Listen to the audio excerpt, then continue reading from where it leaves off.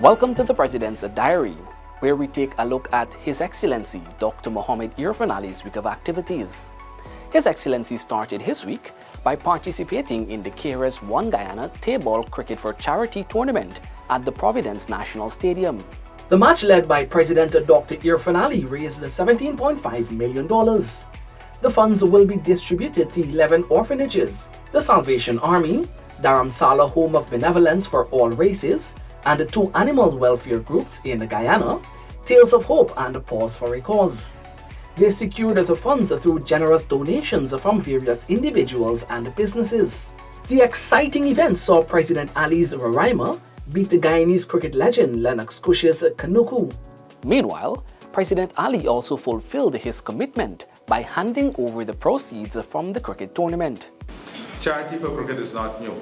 Charity for cricket is a big thing in the UK. It is in England. It is a major activity. All the major clubs and the national cricketing body also do a lot of work when it comes to charity for cricket. We are hoping to expand this initiative. I am very pleased of support of the private sector, especially those who are here with us today.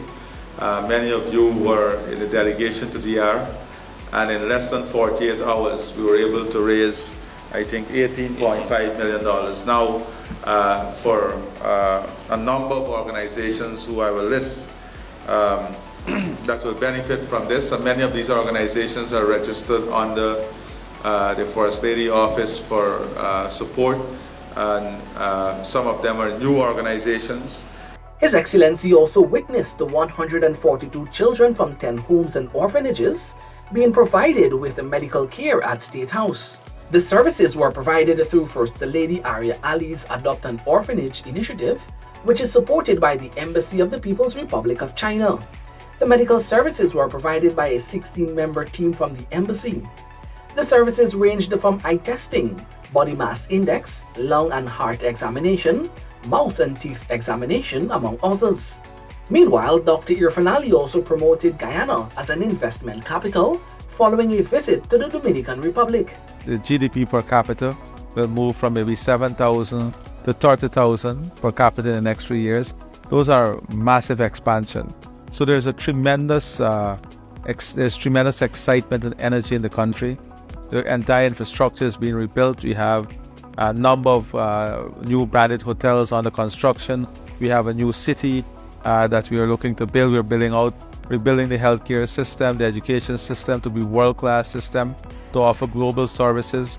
We are creating an entire new ecosystem to support the expansion of our country. We are looking to position Guyana as a leader in the world in energy, food, and climate. On the side of the environment, our forest is the size of England and Scotland combined, storing 19.5 gigatons of carbon.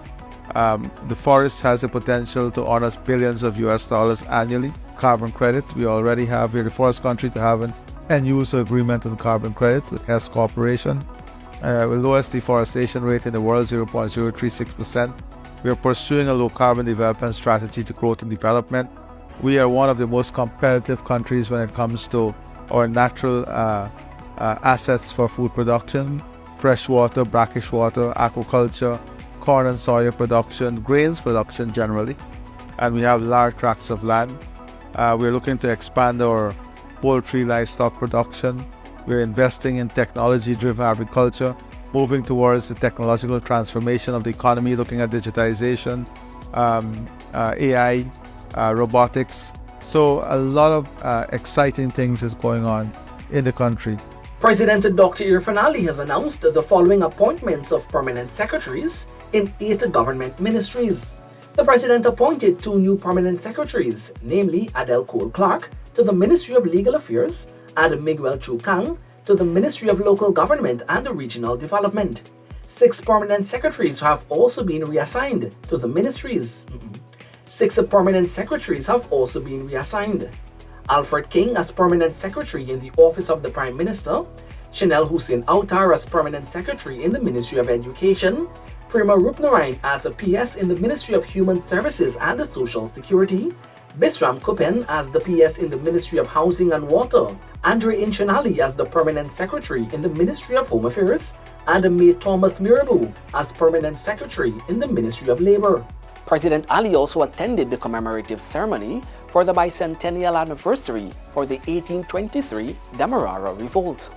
We gather here today to commemorate the sacrifices of those slaughtered during the Demerara Revolt of 1823.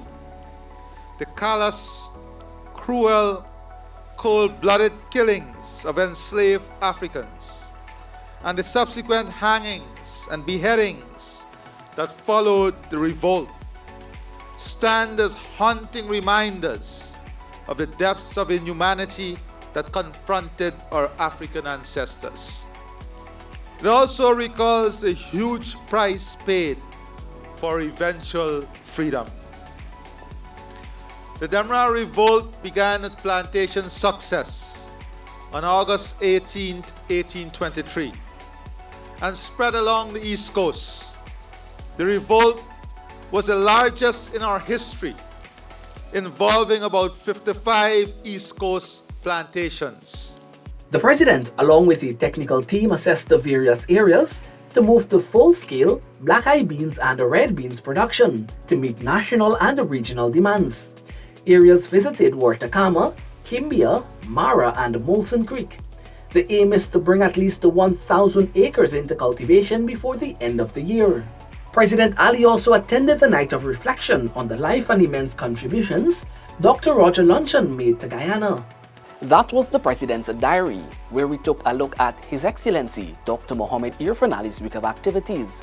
Thank you for watching, and do join us again next week.